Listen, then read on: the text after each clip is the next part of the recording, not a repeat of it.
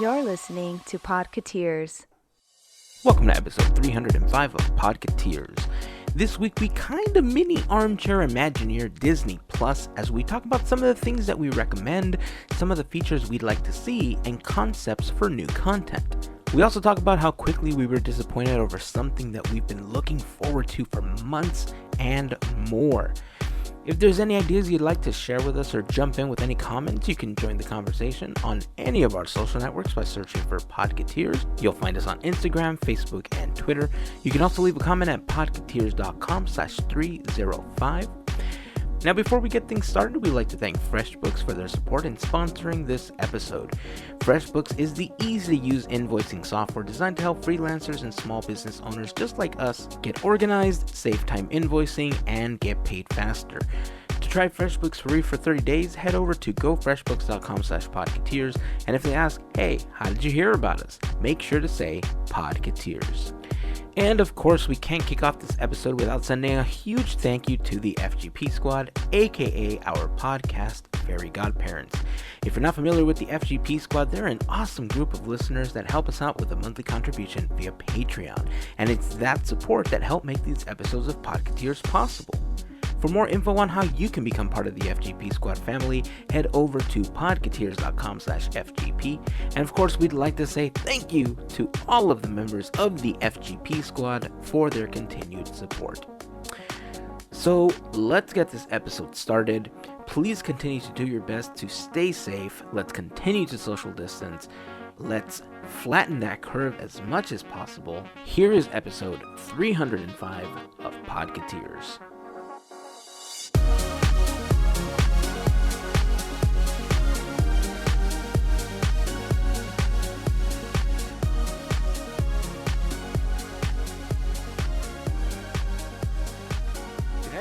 End up catching the sing-along Disney thing that they did? Sure did. No, parts of it.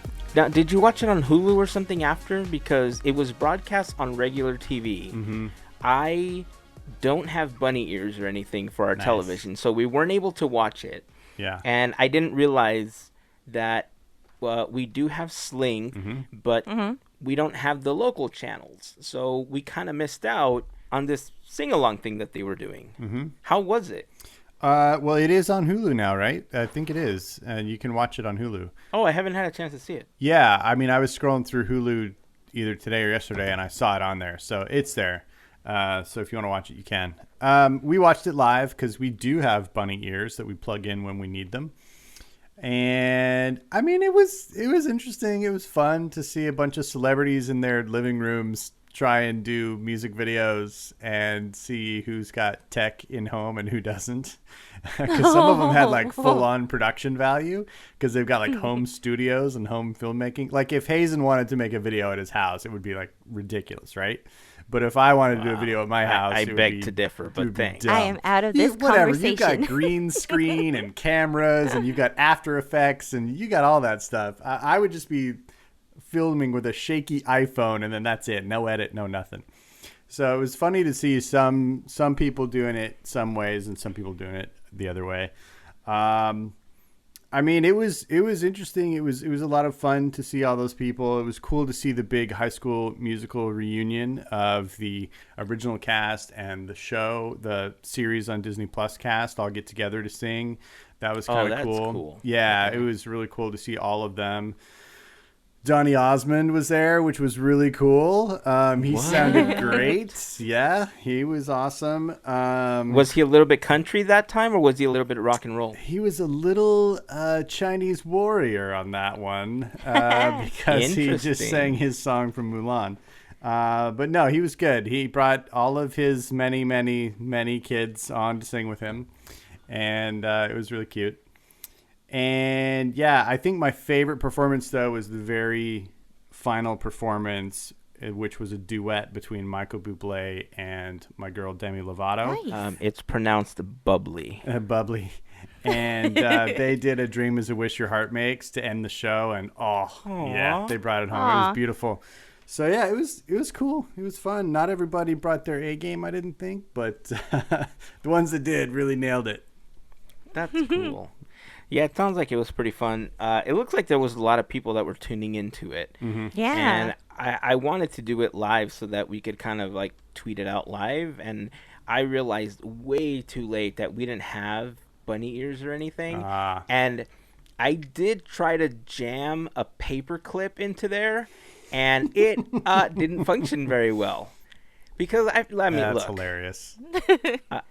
If anything, try a paper clip, try some aluminum foil. Yep. If it works for the conspiracy theorists, why can't it get me Channel 7 here? I agree. All right. See, the only frustrating thing for me is, and it's a lesson I've learned since moving to the West Coast, but a lot of times when they have a nationwide live event, they'll delay it on the West Coast because if it's like 8 o'clock in the East Coast, it's 5 o'clock here, and a lot of people are still commuting home from work and whatever.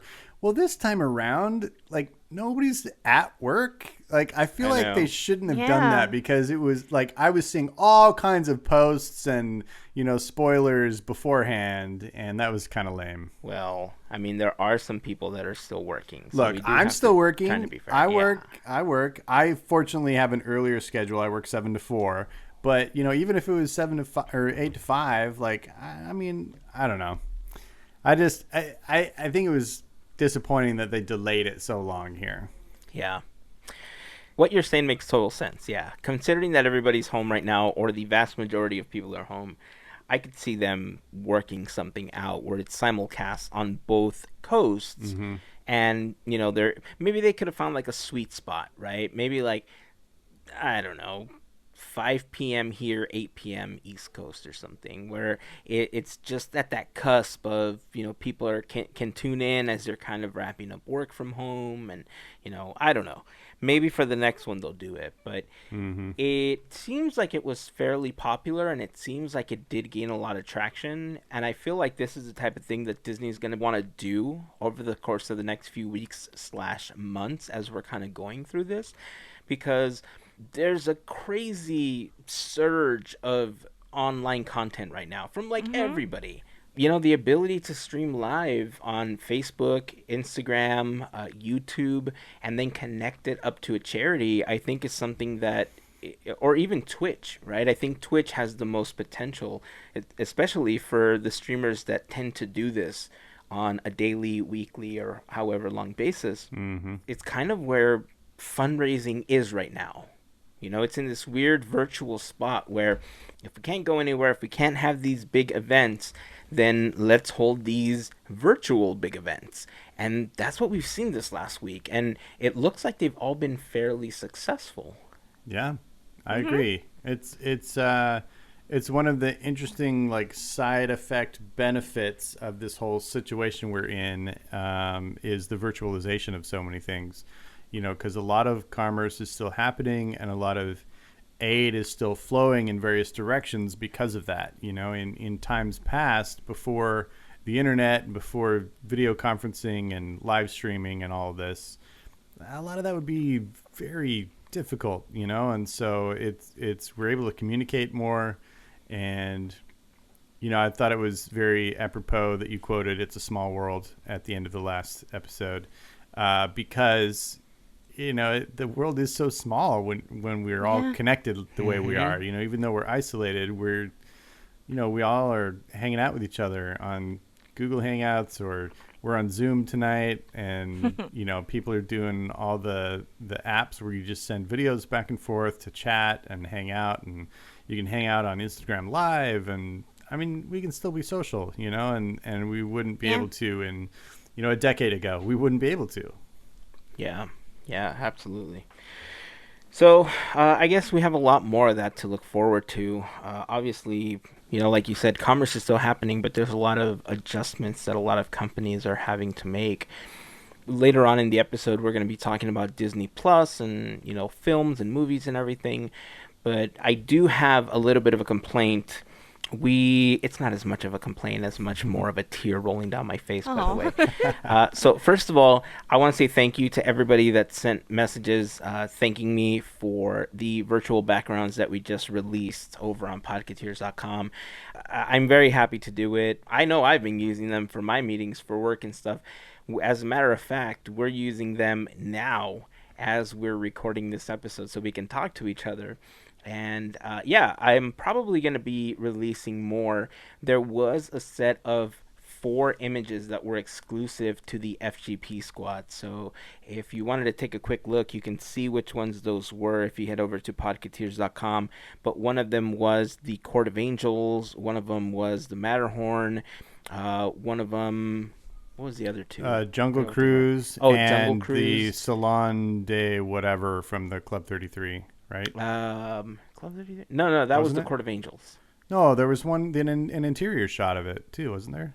Oh, no, that was the Lamplight Lounge. Oh, that was Lamplight? Oh, with the lighting, that's it the looked Lamplight like Club Lounge, 33. Yeah. It was, wow. No. Man, yeah, you should that be was the Lamplight Lounge. their photographer. That looked, I didn't look closely enough, I guess. I was like, oh, Club 33, that's way fancy.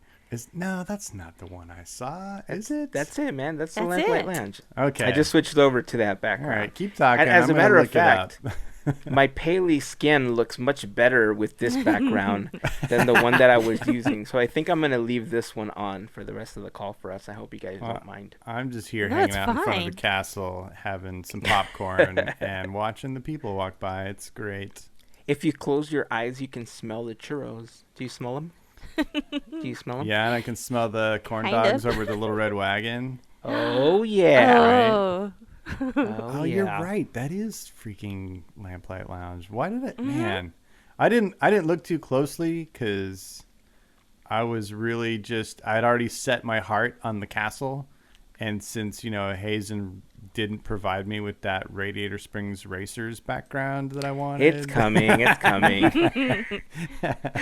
That's funny though. I need to find it. It's coming for you, though. Yeah, no, look, I got to tell you, like, I've said this on the show before. One of the reasons Heyzen and I ever met was because I started following him based on his photography many moons ago. And I'm so happy to see you reposting more of your photography right now because Right? your photography, more than almost any other Disneyland photographer, really makes me feel the park. And dude, it's been great to see that. I've loved all the creativity I've seen over the last few weeks because a lot of artists are just at home creating right now, and I really appreciate you posting a lot of those pictures because you do. There's something about the way you capture the park which I get, and so that's why we're pals, Agreed. because we speak the same visual language, and I love it. Thank you. I appreciate that. Well, I appreciate all the stuff that you guys have been doing because even though my drawing skills are woo, they are severely lacking after years of not flexing that muscle. But all those exercises, I mean, Jared's been just tossing out all these daily challenges and everything. Yeah. And whenever it's good, I try to post it on my Instagram stories.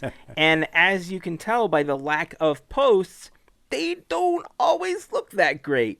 But I think the more that I do it, the better I'm going to get. And, practice makes better. Right? Yes. Eventually. Yes, indeed. Yes, That's indeed. kind of where I am right now. But yeah, the virtual backgrounds are available over on podketeers.com if you guys want to take a look at them. They're available for free. I uploaded 2 versions of the photos that are available for free. There's one that's just sharp so that you can see everything in the background, and one that's slightly blurred so that it kind of separates you from the background. If you don't have a green screen, don't worry. I've used them without a green screen, and they work fantastic. At this moment, I am using a green screen because I'm testing out some lighting situations in here since I'm in a very tiny space. It seems to be working okay. Yeah. But if you don't have it, it's gonna work fine. It works even in the mobile version of Zoom. It also works in Microsoft Teams. It doesn't work with Skype. It doesn't work with Google Hangouts yet. I think that option's coming up. But quite honestly, aside from a couple of limitations that we found with Zoom, man, I'm digging this software. I am It looks so too. much clearer. It sounds so much better.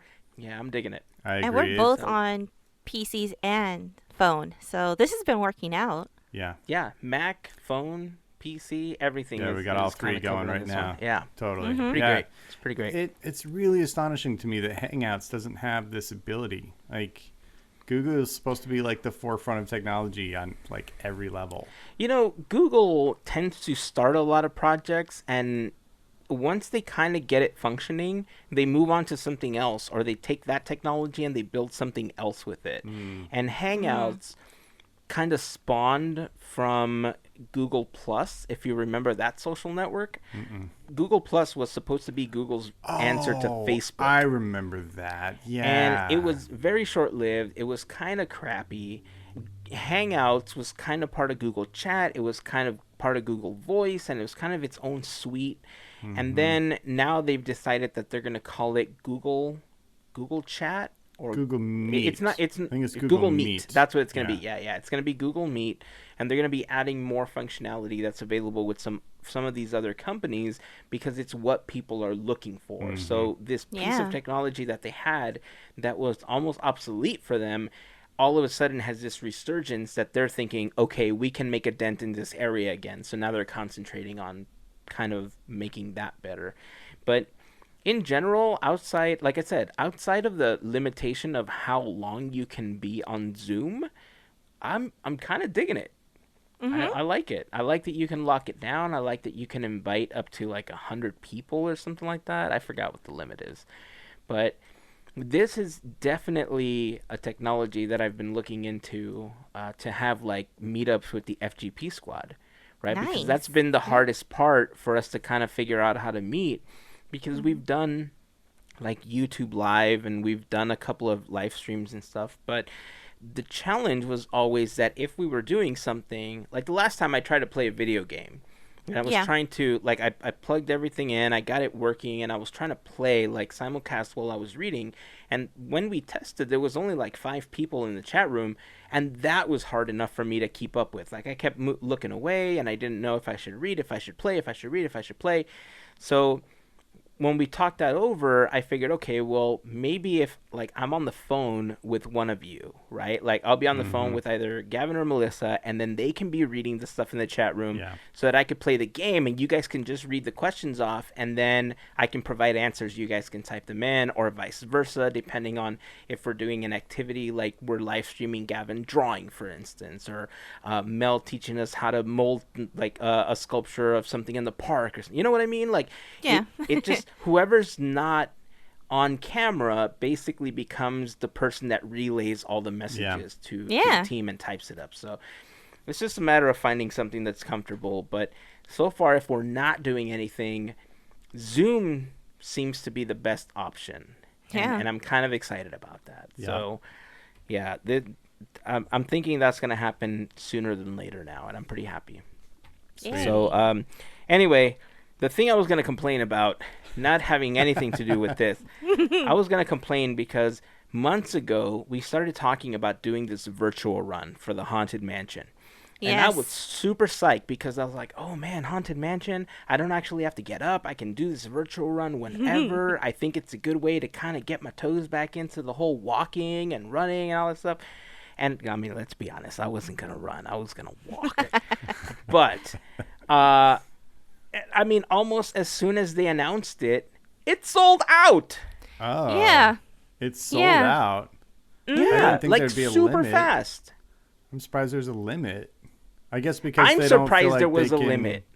manufacture more metals in time because of the slowdown in all manufacturing and shipping, because they're probably made overseas, right? Maybe. But I'll tell you something. If I did this and they told me, hey, look, we ran out of metals, but we owe you one. And if you're willing to wait 6 months for it, we'll keep a file and we'll send it to you 6 months from now when we can produce more. I would totally be on board with this. Yes. Because the metal looks freaking amazing. It's basically Madame Leota's face hanging on a ribbon. It's pretty awesome. It's the closest thing to a statue. So how does the virtual run work? You have to use like no idea. Step counter of some sort that you log with them, or? I think so. I want to say it's more of like the honor system. if that makes sense. Oh, So- shoot. I don't I think ran so. 5K No? yesterday. I don't think so. I think it uses like GPS tracking to figure out if you actually did. Oh, that'd be great because I didn't know. There's got to be like a Run Disney app or something that they Yeah, log. there's something that's Yeah. tied to it so that they can actually verify that you did the steps, that you did the mileage Nice. required in order to finish it. It's not an honor system thing. And if anybody I'm that's done one of clueless. these virtual runs, please let us know in the comments for the Instagram posts, blog posts, or Facebook for this episode, because we're curious about how it functions. But I'm pretty sure I read somewhere that there is something tied to it that will Okay. keep you honest. Because I mean, like you said, like Gavin said right now, it's like, oh well, yeah, I ran a whole marathon yesterday, and I feel great. It's like Barney on How I Met Your Mother, right? It's like, how do you run a marathon? You just start running and don't stop. That's it. So, yeah, pretty upset that it was sold out, but it's okay. It's okay. I'm hoping that they'll start another one. I'm hoping that there's going to be another opportunity, or maybe that they'll extend the Haunted Mansion one, because it's not like we can go anywhere. This is fantastic, right? Yeah. It's the perfect time to, like, if you have a treadmill, there you go. Like, you can get it done. Yeah. You know, it's super Just simple. watch like Virtual the Disney runs- Parks DVD and walk. Yeah. And it's like Yeah. you're just doing a Yeah. marathon in the park. Download those shows to your phone or something. Go prop it up somewhere. Go walk circles in your yard while you're listening to something. As a matter of fact, timeout. So I just got a Upgraded. pop-up from Zoom that Yeah. says, we've removed the 40-minute time limit on your group meeting. Heck yeah. Ooh. Okay.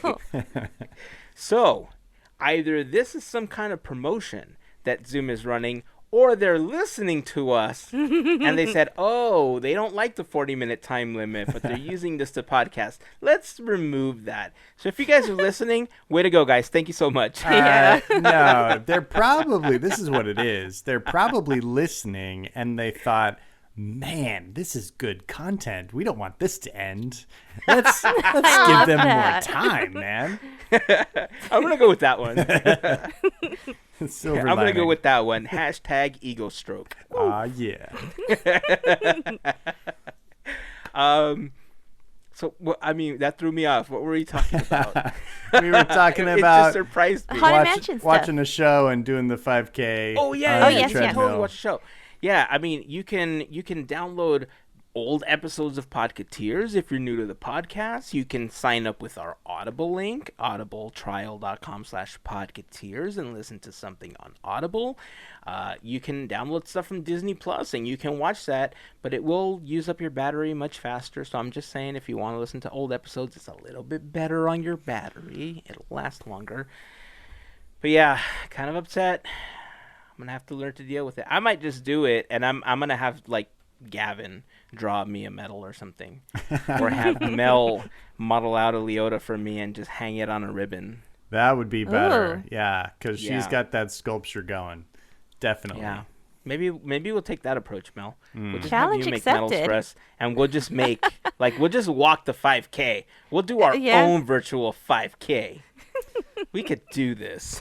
Speaking of that Sleeping Beauty brooch that you did, unfreaking believable. Thank you. Yeah. So good, so Mel. good. That was one of the most magical things I saw on Instagram in the last week. Really good. Aw, thanks. Totally dig it. Okay, so we're going to talk about Disney Plus in just a moment, but before we do, we're going to jump over to a quick word from our sponsor. Today's episode is brought to you with support from Freshbooks. You know, many years ago, I started doing some freelance work, taking photos for businesses, realtors, engagement sessions, and family photos. One thing that I always struggled with, though, was finding a good solution for invoicing, and that's where FreshBooks came in. FreshBooks is the easy-to-use invoicing software designed to help freelancers and small business owners get organized, save time invoicing, and get paid faster. They offer super simple solutions that let you create and send professional-looking invoices in seconds. On top of that, FreshBooks offers great ways to track time worked, create estimates and quotes. You can run reports to see how you're doing, process payments, and if you ever have any questions, their award-winning support team is there to help. If you're always on the move, don't worry, FreshBooks also has easy-to-use mobile apps for iOS and Android. Getting started with FreshBooks is extremely simple. You can try it free for 30 days by going to gofreshbooks.com/podketeers. You can also find a link in the post for this episode on our website. Also, make sure to enter Podketeers if they ask you how did you hear about us. If you're looking for a way to help your business grow, help you with invoicing and billing, get organized, and more, FreshBooks is there to help. So give it a shot and check out some of the great features that FreshBooks has to offer.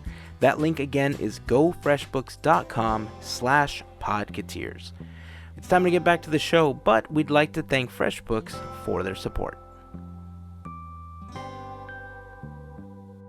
So we'd like to thank the sponsor of this episode. A big thanks goes out to FreshBooks again for their support in helping make this episode of Podketeers happen.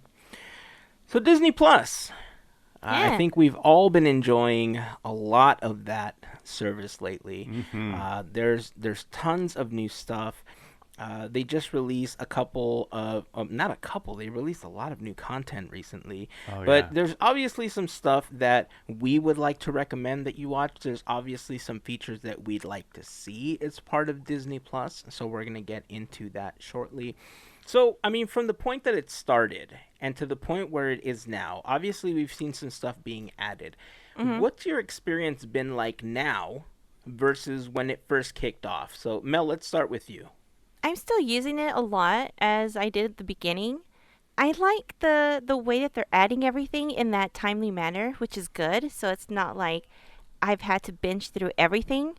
You know me, I don't have a complaint. I don't. The only complaint we're going to hear is what I would like to see. That's it. That's pretty much it. Yeah. Cool. And what you would like to see show-wise or feature-wise? Both. Both? Okay. Yeah. All right. Fair enough. Gavin, what about you? Yeah, I have been really impressed because they are clearly continually developing Disney Plus, both on the feature side and the content side. A lot of things are, tied up in licensing and contracts. And so as they can, they're moving content to Disney Plus every single month. And it's getting to the point where it's like there's too much to even discuss as far as just catalog stuff that they're adding. I mean, I get that email every month and it's just a long list of stuff that comes out every week. And it's really cool because it's you can dig for hours and find stuff to watch. If you just go to the search menu and just click on movies, you'll be really surprised at how many movies are out there on Disney Plus. It's really awesome. So there's huge value to it. I also like the way that they've organized a lot of things a little more clearly. I like their categories that you see on the home screen. I like the big main block categories at the top of Disney, Pixar, Star Wars, Marvel, and Nat Geo. I think those are really useful. And I really like when you go to search that if you don't click on anything, you just go to search. Down below, they have all of the collections. So you'll see like the Cars collection, and you can just click on that and watch all 3 Cars movies, or you can click on the Frozen collection and watch those, or the Star Wars collection and watch those. I love that they've put those all together in little collections. I think that is genius. I really like that. So some of those things, that weren't there on day one, they've started to add and they've started to just really refine it. And it's turning into a cool service that's really different than Netflix or Hulu or Amazon Prime because they have much more ability to curate those groups and collections and categories and topical stripes that they can build, better than those other categories. And I really like that because I like things to be organized in a thematic and logical way. And so I'm really impressed. And then I think they're adding a lot of great original content, which I'm going to definitely be talking about during this episode. Yeah, I mean, there's a lot of things that you said that kind of echo how I feel about Disney Plus right now. I think one of the biggest things is all of those collections that they've added and how they've grouped a lot of it. Even the little bit that they had when they first started off seems to be a lot cleaner now. They seem to have added content to it. I think there's still some refinement that they can do to it, but the collections are key. And I think we mentioned it very early on, and it's going to be one of the recommendations slash suggestions that I hope to see for Disney Plus later on. So let's get into some features. Okay, so I'll jump in with one of mine. And since we're talking about it, as far as the collections are concerned, I think having the ability to watch the movies in the order that they were released, I think would be a really fun way to watch them, because right now they just kind of throw them all into the collection, like from the vault, and you can kind of see all the Disney classics that way. But if they, I mean, Disney's familiar with their own eras, right? They know, what their golden era, their silver era, and all the Renaissance and all that. Like, if they group those into all of them, one, it would give us a really great opportunity to watch them in the order that they were released, and two, I think we'd have more of a definitive answer about where the Renaissance starts and ends, according to Disney. That's funny. And I think it would just be fun, right? Just to go back and kind of see the trends, the animation styles, and then as special features for each one, kind of pull some of the Blu-ray special features that we've seen in the past and some of the specials, and have those interviews at the end of the films or at the end of that segment, because I think there's a lot that you can learn, especially when you're into drawing and animation. There's a lot that you can learn by clustering them together. So that's one thing that I'd really like to see. Yeah, I agree with that. I think that would definitely help. The thing that I don't have a whole lot of feature recommendations, because I think they're really they've got it pretty well nailed down at this point.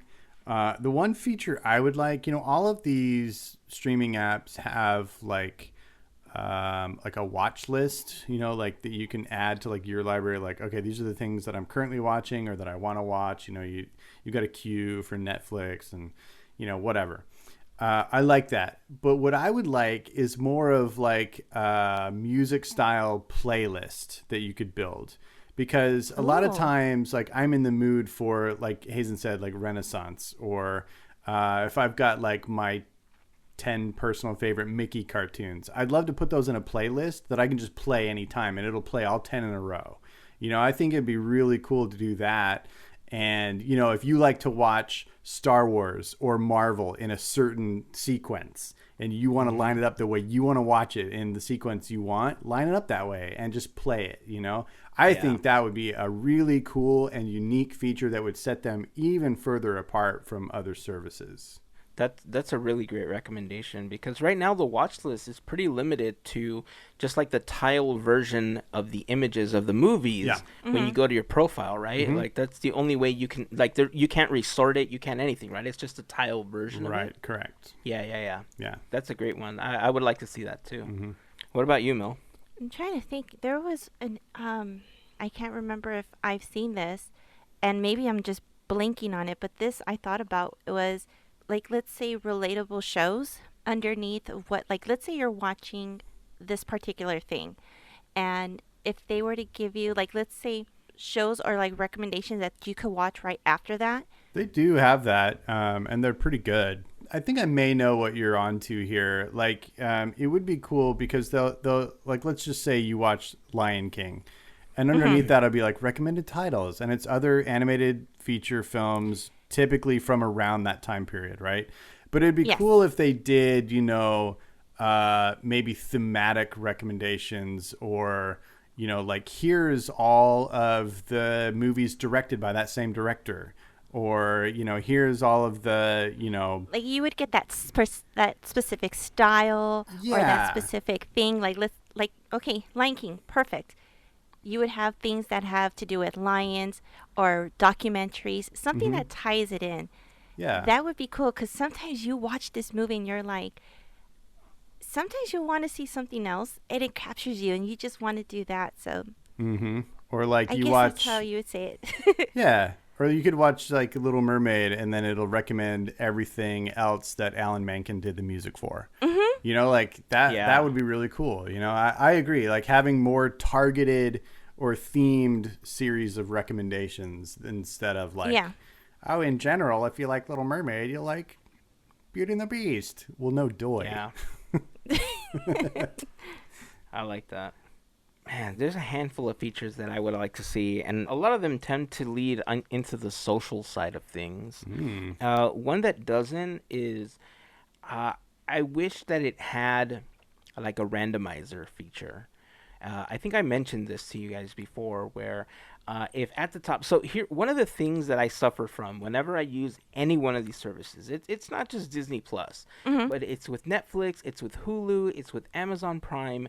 There's so much to watch that sometimes you just can't make up your damn mind as to what you want to watch. And more than likely, what ends up happening is we'll flip through the options for 10 or 15 minutes. We can't decide, and then we'll end up on YouTube watching something. Because they're short videos, or we'll go on TikTok and watch short, like 1-minute videos because they're just quick, right? So That's funny. I wish they had a make up my mind for me button. You know, where just at random, it just looks at your history of what you watch, and it spits something out that it thinks it knows you're going to like. And at the end, you can rate it and say, how was this suggestion for you? And you can rate it, and it learns from that. And that way, the next time you randomize it, it picks up on what you liked and what you didn't. Or maybe it can ask you a series of questions, right, at the beginning. Similar to how services figure out what type of clothes or shoes to send you. They ask you, like, do you like this style or do you like this style? They could just cater it to this. Like, do you like animated or live action? Do you like TV shows or do you like movies? Do you like Star Wars? Do you like Marvel? And then you can kind of choose, and it begins to build a semi-playlist for you. You hit random, and boom, it just shows you something. And that way, you don't have to sit there and parse through things.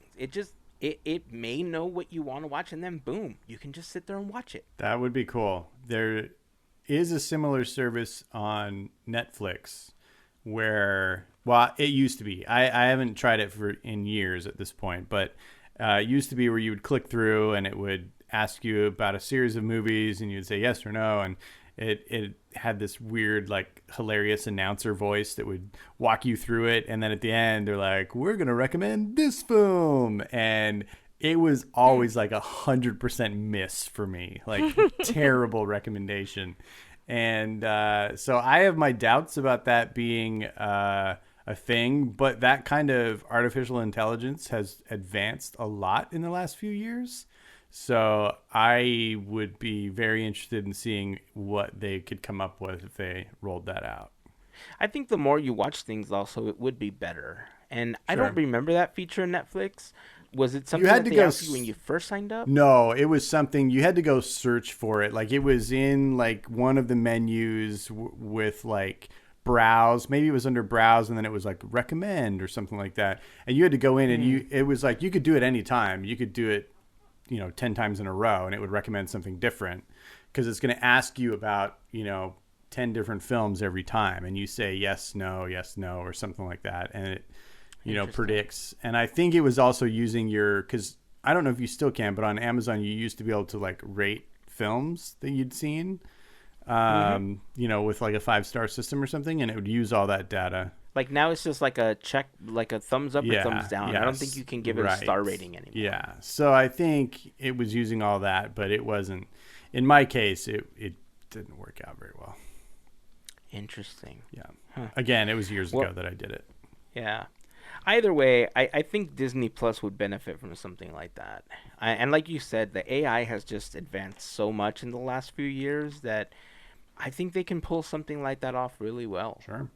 Yeah, I'd like to see it. So, the other thing I like to see is challenges and badges added to Disney Plus, where if you watch, let's say, an entire series, you earn I don't know, let's say they have a Dipper and Mabel badge or a Bill Cipher badge, and if you watch all of Gravity Falls, you get that badge to display as your avatar. It's very similar to the concept that they have on the Topps Collect app, where you know how they have those challenges where if you collect a certain series of cards, you get an avatar to go along with it. Very similar to that.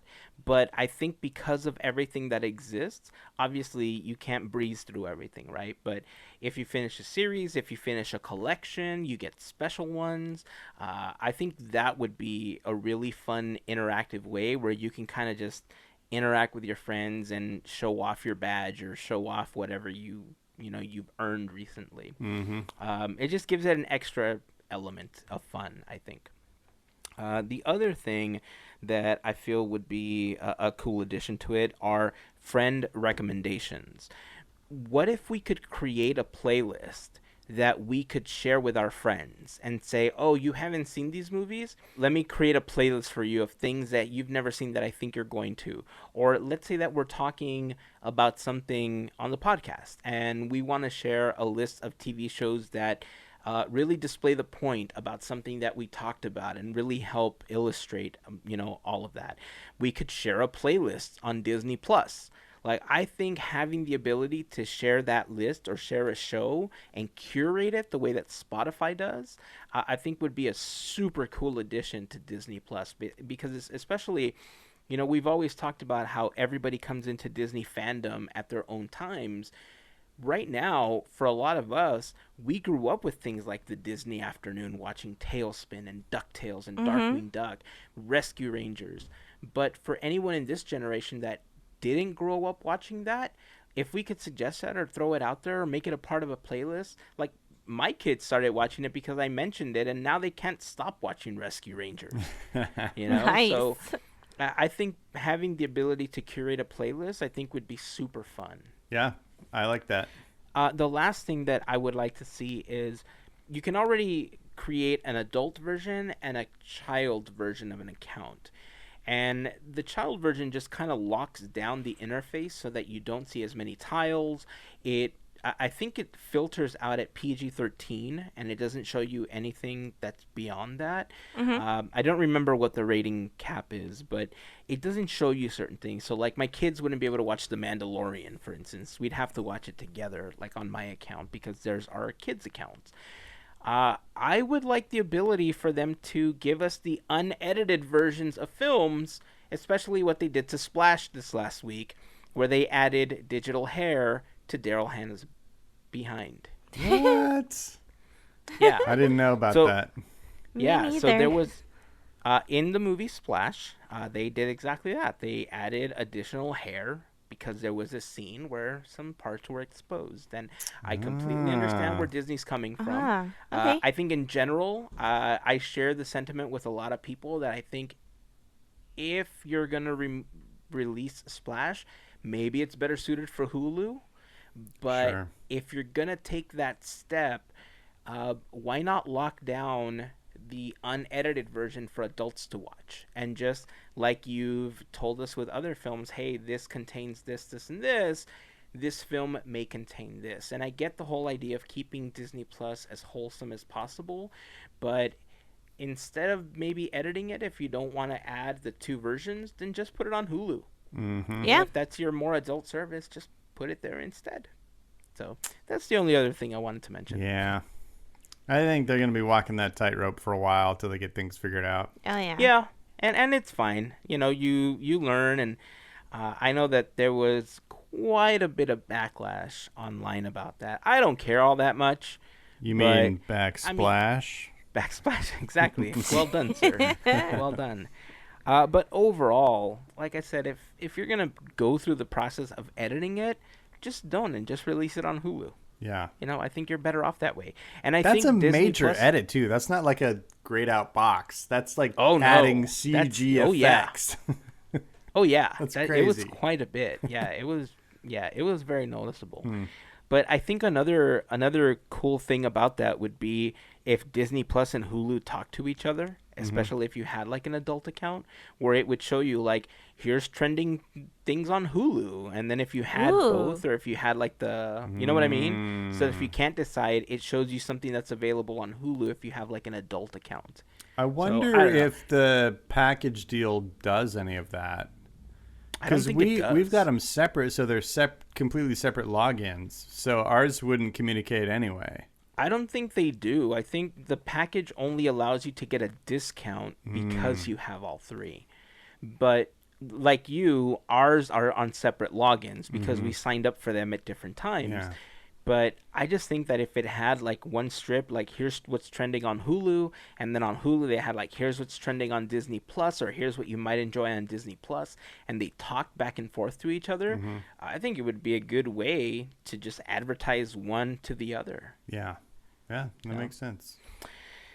All right, that's it. I'm sorry. These are just things that I've thought about as I've used the service over the last several months, and I knew that they were going to be adding features, and I'm so content with a lot of the things that they've done, a lot of the optimizations, the fact that I think, I don't think it's happened yet, but I think they're about to fix the screen ratio on the episodes of The Simpsons so that they finally show up properly.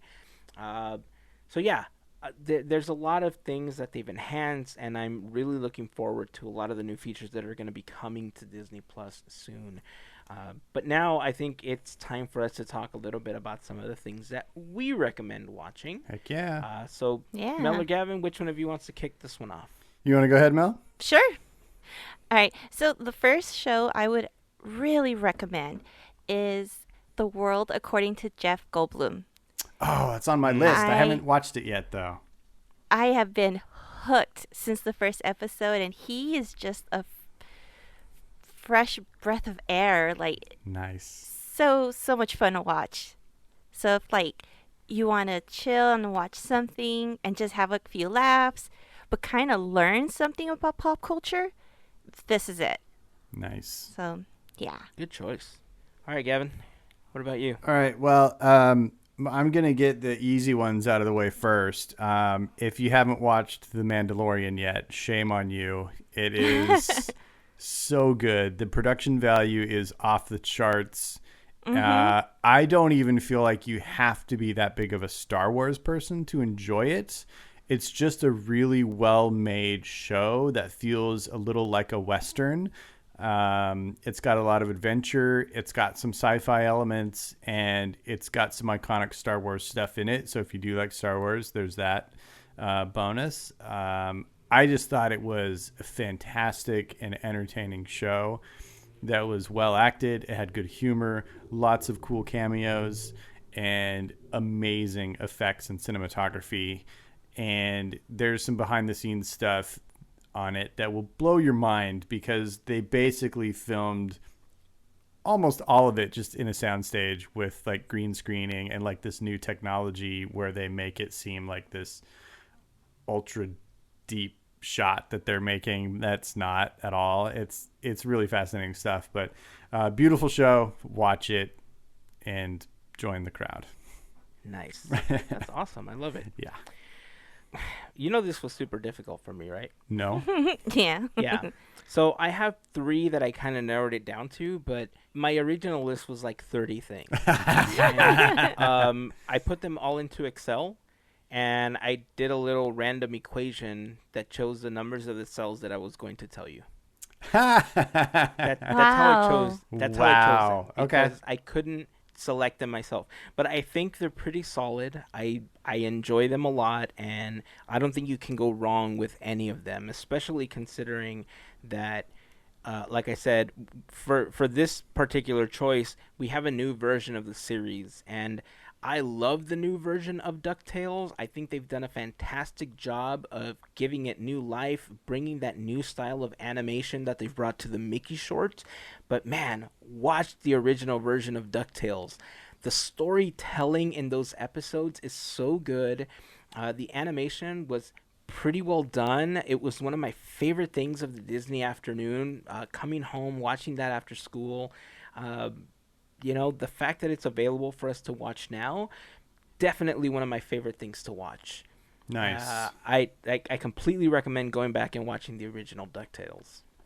I think I I just only have a smile ever. on my face. That's awesome.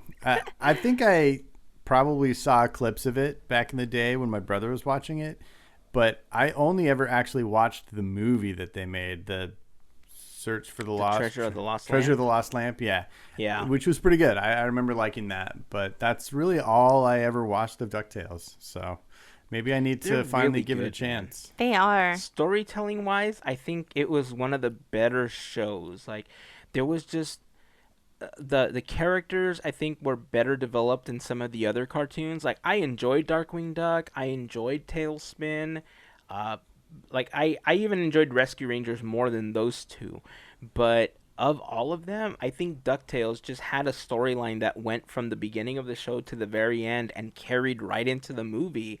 Mm-hmm. And they just did a fantastic job with the whole thing. So I would, yeah, I can't stop recommending it. Like, I just love the original DuckTales. Nice, very cool. Right, back. All right, Mel, Back to you. back Mel. Oh, to my you. turn. Yeah. I'm like, what's going on? My second choice is One Day at Disney. Okay. And Mm-hmm. I love stories. So if you're a fan of the parks and you've always wondered what it's like to spend a day doing something within the company, this is it. Like, this kind of gives you a little inside look, and I love it. Like, there's some things I didn't know that went on, and I'm like learning. I can't stress like how good this is. It's really interesting. It's a fun one. Nice. And you get to look inside Disneyland. Yeah. And they put out that companion book as Mhm. well. Mm-hmm. I had a chance to leaf through it when I went to like Costco or something like that. I forgot where I saw it, but it was interesting to see the stories that people were sharing. I think the book lacked a little bit of content. Like, I think they could have really built the book up compared to the series, and they could have really made it more of a one-page bio for each one of those cast members. But I understand why they did it that way because of the content that was part of the episodes. But overall, as far as a companion guide to like what the show represented, I think it was a pretty cool like companion book to it. And the series itself is pretty fun. Mhm. So yeah, I would recommend that one too. That's a good choice. All right. My next recommendation, I've recommended on the show already before. It's High School, the musical, the series. The musical, the musical, the series, the musical, the TV show, the series musical. Yes, precisely. Precisely. It is exactly what you think it is. So if you like High School the Musical, you will love the series. It's like the perfect homage to those movies, and as well as like new content that kind of feels like it's in that universe, even though it's not. It's in the real universe. So yeah, do yourself a favor and give that a watch. It is very good. I can't wait for season 2, and yeah, I'm ready for that one. Nice. Well, that actually goes very well with one of my choices then, because I want to suggest Encore.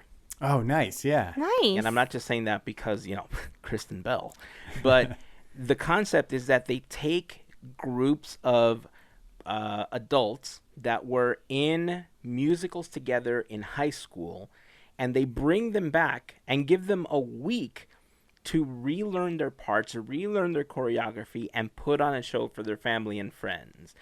And in some cases, I think there's a lot more to the show that obviously we didn't get a chance to see. I think there was a lot of stuff that they cut out, for the sake of the people that were on it, for time's sake, whatever. But it was a really interesting concept, and in many cases you see the challenges. You see some people that grow up to fulfill their dreams, and those that don't, and they talk about how their lives differed and how they felt in high school versus how they are now. And I think in many cases, for a lot of adults, I think we've had those thoughts before where you thought, wow, in high school I wanted to do this, this, and this when I was an adult. and like one of those panned out maybe, so it's a really interesting watch, and it's a really interesting approach at trying to get people to not just relive those moments that made them happy, but really analyzing why it made them happy and how it can or may not make them happy now doing it. Mm-hmm. So I totally recommend this show. It was Nice. super fun to watch, and I totally want to see more of these. Very cool. Nice. Oh, man. So, for now, this is my third recommendation because this would have been my third spot if we were to be watching it. And I'm talking about prop culture. But for now, since it's not out, I'm going to have to go with the Imagineering story. Nice. And there's so much you could say that's good about this. There's so much praise that goes into this documentary, this series. You have to watch it. If you haven't seen it, if you love what goes into the parks, if you're a park fanatic, this is it. You get to see deeper inside and, explore what's been done, how they do things. It's so good. Yeah, I think even if you're just So a good. casual fan of the parks, it will increase your fandom because it's so interesting and so captivating. I've talked to a lot of people who aren't, nuts like we are, but they really enjoyed the Imagineering story. It's very much a part of, Disney is very much a part of mass culture, especially in America, and Imagineering created so much of that, and so it resonates in a unique way. So yeah, anybody that's half interested in Disney would find that documentary interesting. Yeah. Yeah, I completely agree with that. Fun fact about me and the Imagineering story. I know that I had mentioned to you originally that I wasn't going to finish watching the series because it spoiled Rise of the Resistance, right? It talked about it, and there was some segments that kind of spoiled the attraction. I stopped caring, and I watched it all the way through. Nice. Me too. Okay. However, since then, I've also watched the series an additional 4 times. And that's only because I've been trying to space it out with other stuff, and sometimes I swap over to Hulu and I watch a bunch of stuff on Hulu. But yeah, I've seen it 5 times now, all the way through. Nice. And I feel like every time that I watch it, like I learn a little bit more, or I pick up on something that like I didn't pick up on before for some reason. And I'm just afraid that every time that I do that, it's pushing out another piece of knowledge from my brain. So like I'm learning one thing, but it's like pushing out another. I don't know. That's how your brain works, right? Oh yeah, That's how totally. it works. Totally. I knew it. I knew I was getting That's dumber. hilarious. Well, that was the perfect choice there because it matches exactly with my third choice, which is the Imagineering story. And that is actually, for me, a foreshadowing of something I'm going to recommend as far as content later on. Nice. So I won't say anything more about the Imagineering story. I'll go to my next choice, which was an original series called Shop Class. Have you guys seen this series? No, not yet. Oh my gosh, it's so much fun. So I love competition shows. I also recently just finished, because it just finished a couple days ago, the first season of Lego Masters over on Hulu. I don't know if you guys have seen that. What? So But good. you have to watch Lego Masters. It's the greatest. So yes or no, were you happy with the results? I was. I would have been happy either way with those final 2. Either way. I would have wanted the other duo. I to got win. you. I got you. It makes sense. Yeah. Anyway, that's not what we're talking about. We're talking about Shop Class. Shop Class is great because it is a competition. It's all kids who excel at making, like with wood and robotics and things like that. And they're paired with like a shop teacher, and they all compete on teams, and they have different challenges every week to build things. And they have really fun projects. Like they have to build a downhill racer in one. They have to build a skate park obstacle in one. Like all kinds of cool challenges. And every week, there's 2 judges that are there for every episode. And then every week, a guest Imagineer comes in as a guest judge. And so Oh my it's God. just got Nice. all this great energy to it. And you get to see these kids build these amazing things and just get inspired. And Justin Long hosts it, and he brings all of his energy and that like kid-like enthusiasm that he's known for. And it's really, really fun. I think it's only 8 episodes long, so it's easy to ingest. And it was a whole lot of fun. And it also spurred me on to more ideas for content that I would recommend for Disney Plus. But yeah, Shop Class is a must watch. I love it. Okay, I just added it to my list. Definitely. All right. I just went and plussed it. Nice. There you go. There you go. So you've got one more recommendation, right? Well, look, I brought up my spreadsheet. Oh and my God. I just have much more that we can keep going. So we could do this all night, sir. Well, do your last rec. I've got one more rec, and then we'll get into some content ideas. So for my last recommendation, it's kind of a bundle package because a lot of them are really short, so you can kind of consume them in little bite-sized pieces. But if I have to narrow it down, I think if you think of like the 22 to 30 minutes that a show would be, if you were just watching a TV show. The playlist Mickey Mouse Through the Years, I think, is a fantastic playlist. It's just a wonderful curation of all the Mickey Mouse shorts, and the gamut runs from Steamboat Willie to everything up until now, and they've done a really great job of setting that up. But if I had to choose 3 particular cartoon shorts for you to watch that are my favorites from that list, outside of Steamboat Willie, because I think a lot of people are going to be like, well, Steamboat Willie. Yes, outside of Steamboat Willie, it's going to be Mickey Mouse Through the Mirror, Mickey Ooh. Mouse, Magician Mickey, Yeah. and Lonesome Ghosts. Those are All 3 of my three. absolute favorite Mickey cartoons of all time. Yep. And they show Mickey in his like aw shucks moments, but they also show him to be the brave little mouse that we've all learned to see him. Like, he interacts with his friends, and it's all classic Mickey, right? I mean, it's hard to say that they're not all classic Mickey, but on my list, those are like the top 3 that when we finally had this available, those were the first 3 that I showed my kids right after Steamboat Willie. Nice. That's Like, awesome. it was the first ones that I had to show them. That is So awesome. Those are the ones that I would recommend, and that playlist in particular. Yep. I watched Magician Mickey like 2 days ago. It's so good. It's so good, man. I love it. I love it. I go back to the Mickey shorts often. Like when I'm just like, anytime I'm on Disney Plus for more than like 5 minutes and like not sure what to watch, I just default to Mickey cartoons and watch 3 or 4 of those. And then, if I don't have an idea by then, I just keep watching Mickey, man. He's entertaining forever. Why don't you hit the randomizer button, Gavin? Right? That should be a feature. See? See? That's hilarious. Okay, my last recommendation, because it's Earth Month and we're about to Earth Day, Disney Nature always releases a new Disney Nature film. And this year's film is so freaking good, you guys. It's called Elephant, and it follows a family of elephants in the Kalahari Desert in southern Africa.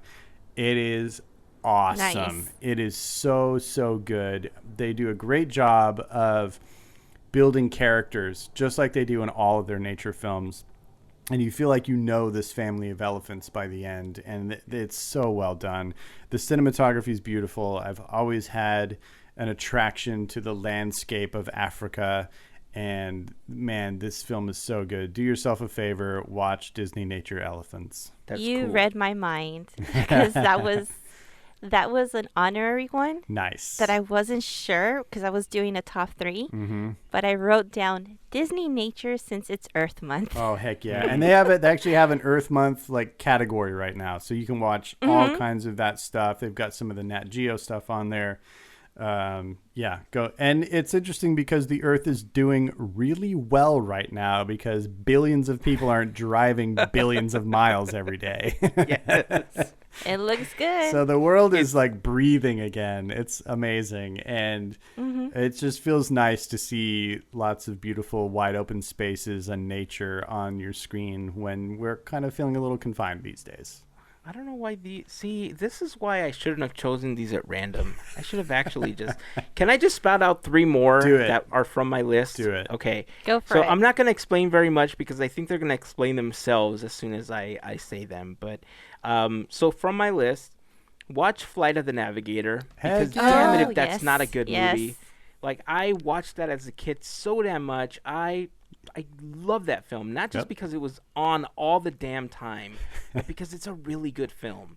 Watch The Rocketeer. If you've never watched it, do yourself a favor and watch The Rocketeer. Some people hate it, but it's just such a fun movie. Like the concept behind it, I think is really good. Doesn't hold up. I will tell you that. It does not hold up the way that some movies tend to hold up. It's very dated, and in some cases, it's one of those like guilty pleasure style movies, but that's what it is for me. Not like Flight of the Navigator. I think that one still holds up.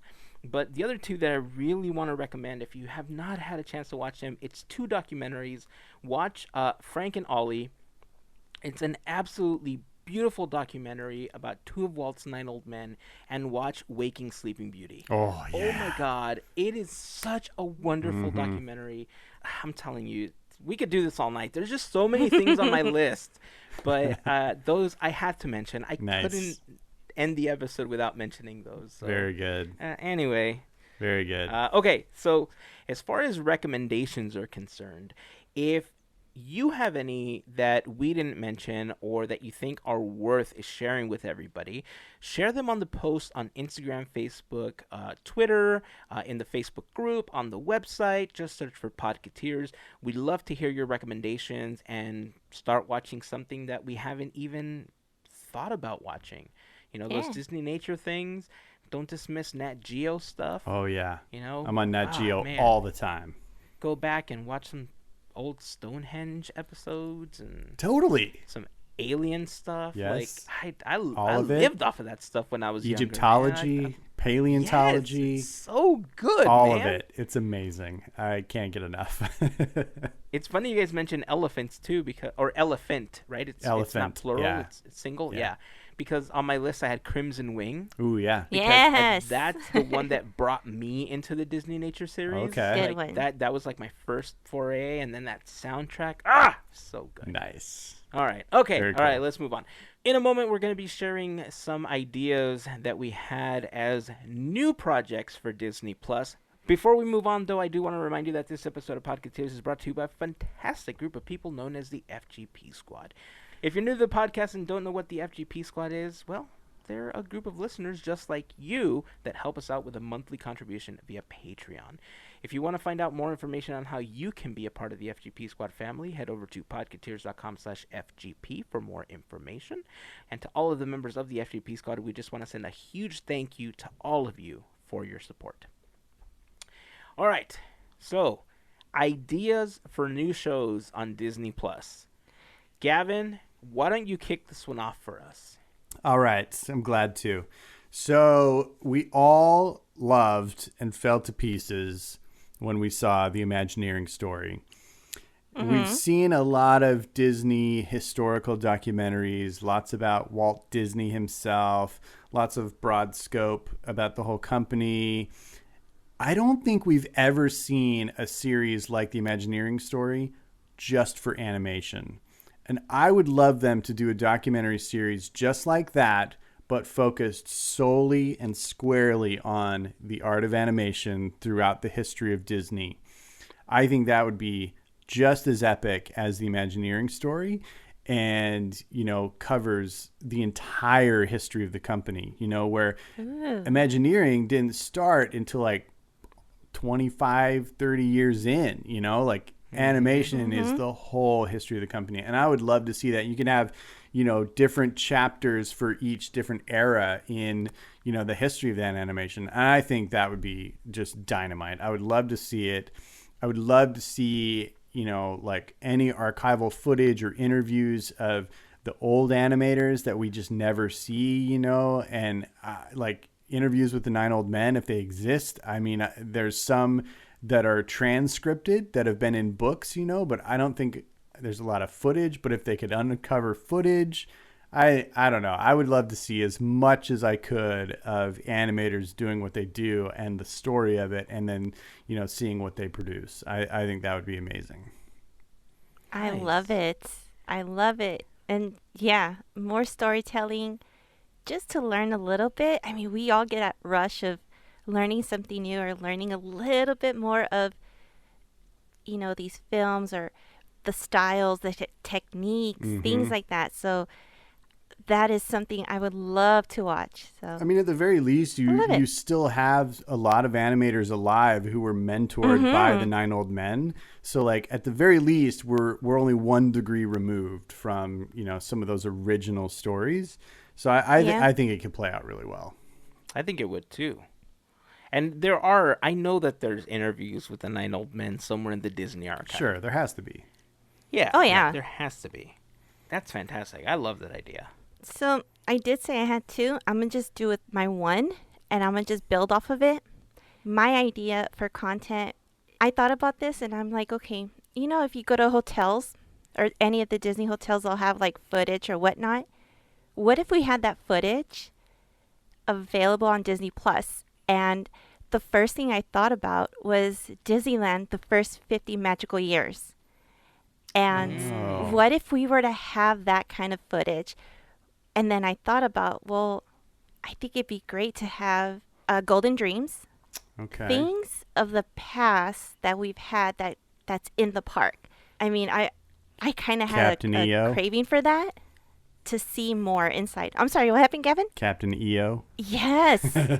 I mean, I was just like, what if we had that available? I mean, that would kind of help us, like, in this situation right now, what we're dealing with, to have a little bit of home available readily. Like, just press it, and that's it. Yeah. I would do anything for that, and I would love to see something like that. Or even great moments with Mr. Lincoln and having to watch that video. Totally. So that would be it. Nice. I like it a lot. As a matter of fact, I want to build on that. Okay. And I want to say that we should have virtual representations of the performances around the parks. Nice. Yes. Not just the Yes. old attractions, but also old performances. So Electronica, Mad Tea Party, the Pixarmonic Videopolis. Orchestra, Oh my God. Videopolis, like all Yeah. of these different things that have been in the past, like in the parks, the videos, the music, like all the representation of what that show encompassed. I think there should be like these virtual dance parties on Disney Plus. Like we're seeing a lot of that now, but I think especially where we are in the world at this moment, I think Yeah. it would be a super cool addition to Disney Plus. I love it. And actually, all of this plays very nicely into my next idea. So Nice. I would love to have a category called Magic Windows. And in this Ah. category is a channel for every single Disney park. And what it is Yep. is just live video feed of the park right now. You can tune into any park and just see what's happening. They have cameras that'll rotate around the park. So like Yep. it'll be like Yep. a view from the train station looking down Main Street. And then after 15 minutes, it'll switch to, a live view of Space Mountain and, just switch around the park, and see various things. And basically, maybe it will just be during operating hours. So like you'll see, opening to close. Obviously, like in the middle of the night, there might not be much to see, but I just think that would be really cool.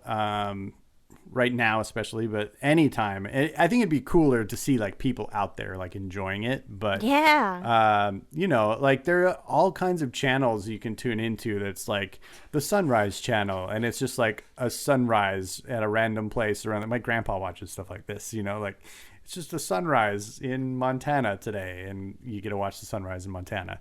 Or like like the views from the space station, things like that you can tune into anytime you want.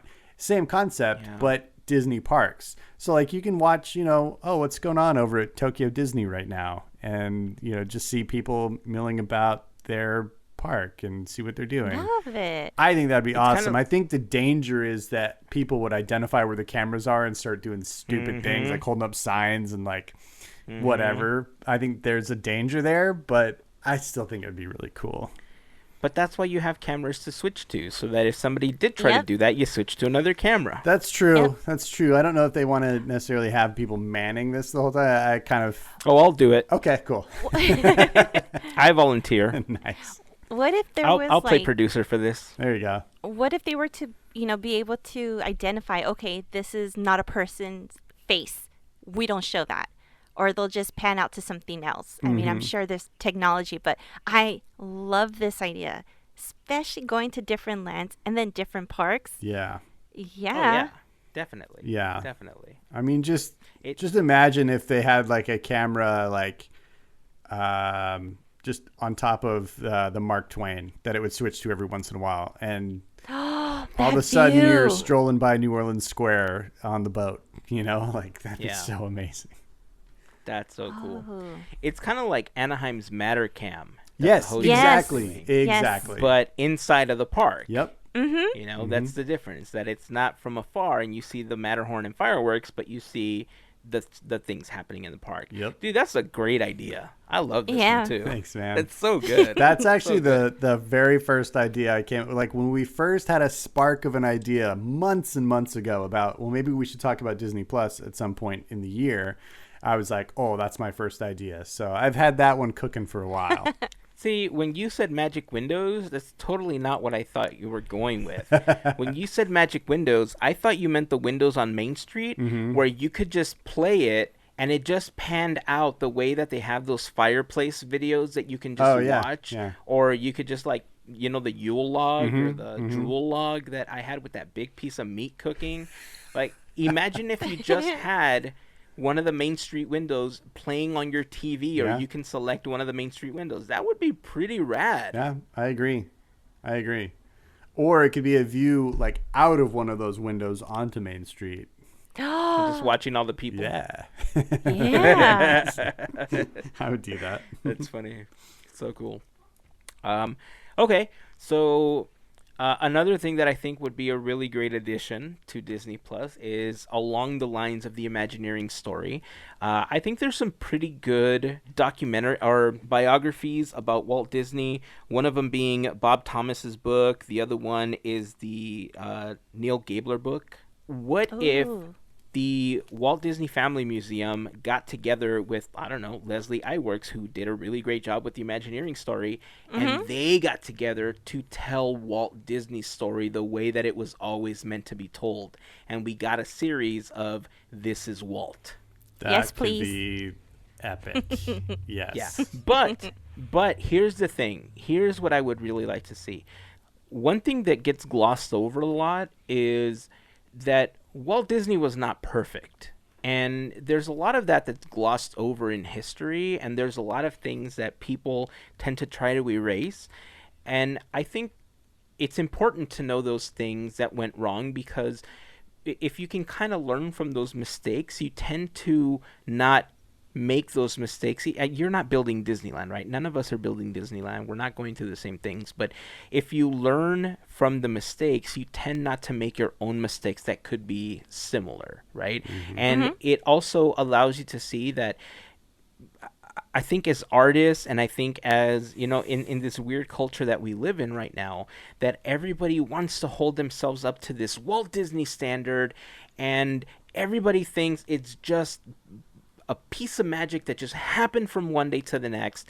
And as Disney non-historians that we are, we know that that wasn't the case. We know that he failed. We know that he tried. We know that he, almost went bankrupt. He lost this. He almost lost that. And so we know a little bit more of that story. But if it was told in a way where you don't gloss over those things that seem to cause a little bit of the controversy, you begin to see the man behind this empire, right? And I think that's really important for people to see. So I would like Walt's story to be told from like the Walt Disney Family Museum standpoint, but with that like Leslie Iwerks flair that she made the Imagineering story with. That would be cool. Yes. Yeah. Yeah. So they should do like it should just be three volumes: the Imagineering story, the animation story, the Walt Disney story. Yes. There you go. There you go. That would be perfect. Yeah, 100% greenlit. Go. Boom, let's do it. Let me call Leslie. Let's get this done. That's awesome. Do you have any? This, along with producing the park feeds, I'm gonna be busy the next year, everybody. Yeah, that's good. It's good to have work. Did you have another one, Mel, or were you done? No, that's it. Okay.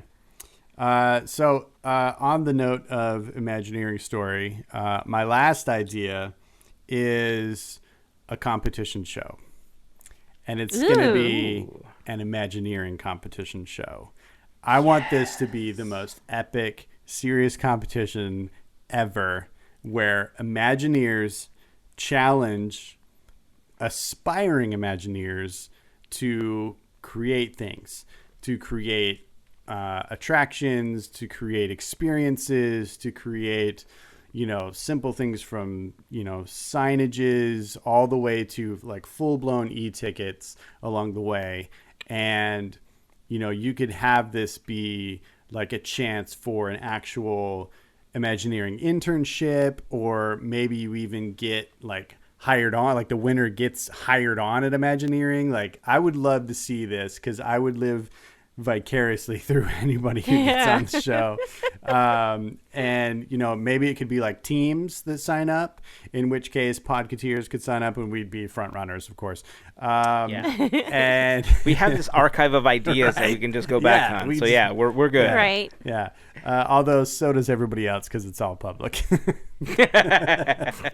But anyway, I think it would be so cool to see that and to see what Imagineers could both challenge people with and then hear how they judge it, hear how they critique it, because it's always interesting to hear from the Imagineers the thought processes and the quality control ideas that they have to go through that the average person doesn't necessarily think about, like the ideas of throughput and ride capacity, but also safety and aesthetics and authenticity and storytelling, and all these elements have to come together, and all these things we love.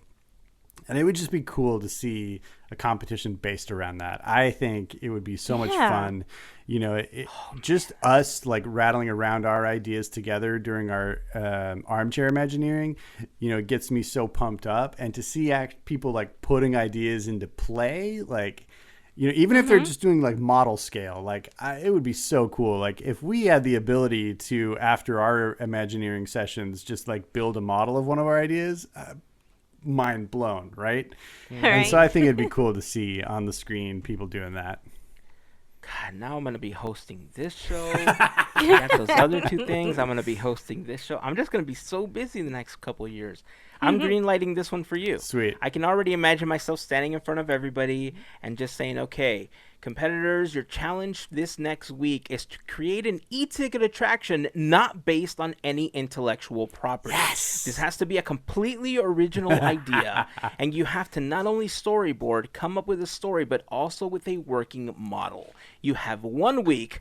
Go. Yes. I love it. See? I'm already the front runner to host this thing. So good. So good. Dude, I love this idea. If we greenlit anything, that's it right there. We're doing this. Oh, man. I would watch the heck out of it over and over. So it would good. be the best. Well, the other two things I'd like to mention are not original ideas at all. These are just things that I think would just be great additions to Disney Plus that aren't there. But I think they offer a lot of value. And talking about, creating new Imagineers and spawning that that creativity, kind of the way that the Imagineering story did. But the two things that I really, really wish were on Disney Plus are the Wonderful World of Disney episodes. And I think that the way that they should release them is not in bulk, but release them 1 week at a time, so we have to wait an entire week to watch it, just like when it originally aired. Yep.